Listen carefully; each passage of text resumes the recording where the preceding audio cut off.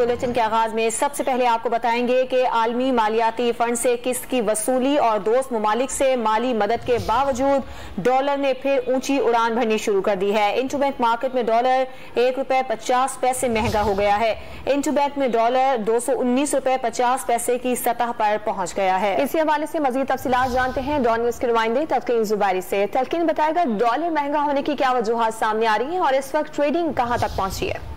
जी बिल्कुल, हम देख रहे हैं कि वजह यही है कि एक तो सैलाब की जो तबाहकारी है तो उससे कहा जा रहा है कि जो है इंपोर्ट बिल हमारा खासा बढ़ जाएगा। सब्जियां हमने इंपोर्ट करना शुरू कर दी हैं और भी कहा जा रहा है गंदम भी हम इस दफा ज्यादा इंपोर्ट करेंगे। इसकी वजह से इंपोर्टर्स का प्रेशर है और डॉलर जो है वो तकरीबन ₹1.5 महंगा हुआ है, ₹219.50 पे ट्रेड कर रहा है, जबकि ओपन मार्केट में डॉलर जो है 222 और ₹223 पे भी ट्रेड हो रहा है। तलकीन बताएगा यहाँ जो ब्रोकर्स मौजूद हैं उनका डॉलर की कीमतों में इजाफे से मुतालिक क्या कहना है?